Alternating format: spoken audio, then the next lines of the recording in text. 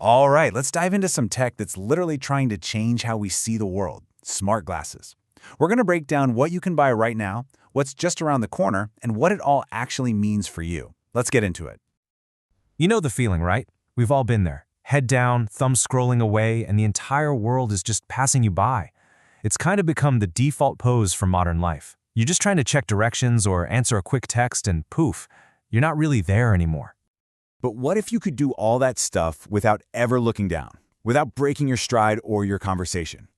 Well, that's the big idea behind smart glasses. It's this new wave of tech that's designed to weave our digital lives into our real ones way more seamlessly. So, let's say you wanted to go out and buy a pair today. You'd pretty much find yourself at a fork in the road. Right now, the market is split into two really distinct categories, and they each solve a totally different problem. Okay, so on one side, you've got glasses that are basically your phone's super convenient sidekick. They're all about capturing a photo, taking a call, or listening to a podcast without you ever having to pull out your phone. Then on the other side, you have wearable displays, and these are a whole different beast. Think of them as a private, portable TV screen just for your eyes. Two very different tools for two very different jobs. Let's walk down that first path for a second. These are the glasses you can think of as your subtle, all-day assistant. The whole point is that they look and feel just like normal glasses, but they've got some serious superpowers hiding in the frames. And the undisputed king of this category is the Ray-Ban Meta Gen 2. What's so brilliant about these is the disguise. I mean, they just look like a classic pair of Wayfarers. But with a quick tap or a voice command, you're snapping photos, shooting video, listening to music, or even asking Meta's AI to translate a sign for you. For around $379, they are absolutely the most polished, everyday companion you can get your hands on. Now for path number 2. This isn't about capturing the world around you, it's about bringing a whole new world directly to you. Just imagine having a massive personal movie screen that only you can see, no matter where you are. Companies like Xreal and Vitcher are the big names here. You literally just plug these into your phone or your Nintendo Switch with a USB-C cable, and bam! You've got this giant, gorgeous screen floating in front of you.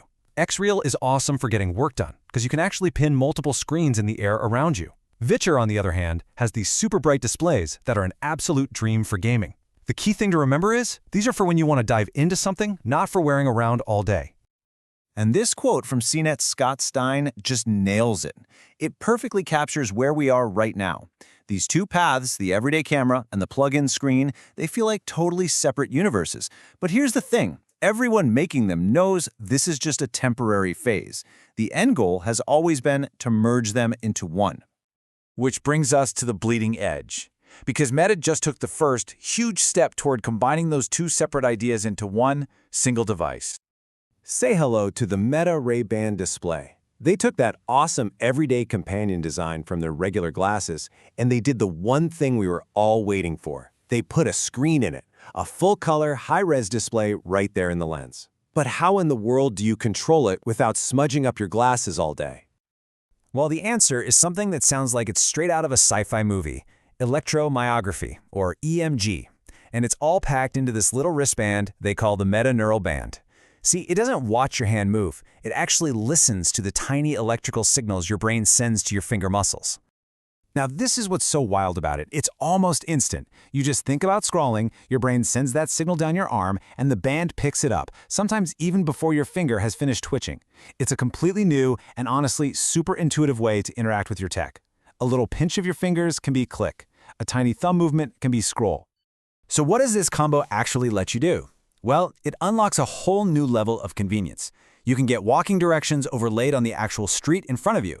You can see a live translation pop up as someone is speaking to you. You can even frame the perfect photo because the display acts as a viewfinder. All of it without ever having to touch your phone or your glasses. Of course, living on the bleeding edge comes with a price tag. The whole package, the glasses and the neural band, starts at a pretty hefty $799. So yeah, this is squarely in early adopter territory right now. It's a glimpse of what's coming for the rest of us down the road. Okay, so that's the bleeding edge of today. But now let's look even further out. The big Consumer Electronics Show, CES, gave us some incredible little sneak peeks of where this is all going. First up, there's Vuzix. And look, let's be honest, the design is still a little chunky. But what's happening inside these things is incredible. They're proving that you can project really bold, vibrant 3D graphics onto the world. The underlying tech is getting seriously powerful. Then you have a company like Rokid, which is taking all that power and really trying to squeeze it into a more consumer-friendly design. Yeah, they're still a bit thicker than your average Ray-Bans, but this is real, tangible progress towards a slim pair of everyday augmented reality glasses. And then there's Halliday, which is taking a completely different, almost radical approach. Instead of projecting an image onto a lens in front of your eye, their tech projects the image directly onto your retina. It's wild, but it just goes to show you what's possible, allowing for a design that is incredibly lightweight and super easy to fit with prescription lenses. Okay, so we've seen the present, the near future, and the kind of far-out future, which brings us all the way back to the biggest question for you. Should you actually buy a pair now, or is it smarter to just wait and see? Let's just break it down really simply. If all you want is a super convenient way to snap photos and listen to music without your phone, the camera and audio glasses are a fantastic, really polished choice. If your main goal is having a private screen for movies or getting work done on the go, the wearable displays are amazing. And if you're that early adopter who just has to have the latest and greatest, the hybrid display is for you, as long as you can stomach that price. So here's the bottom line. Right now, there is no single best pair of smart glasses. The right choice for you depends completely on the problem you're trying to solve. Are you trying to fix the "I can't get my phone out fast enough to get the shot" problem? Or are you trying to fix the "I really wish I had a bigger screen on this flight" problem? And you know what? It is also a perfectly good strategy to just wait. This whole area is moving so fast. CNET points out that Google is probably going to jump into the game next year, and that's only going to speed things up. It's pretty much a guarantee that whatever you buy today will be outdone by something better and probably even cheaper tomorrow. Which leaves us with one final big thought.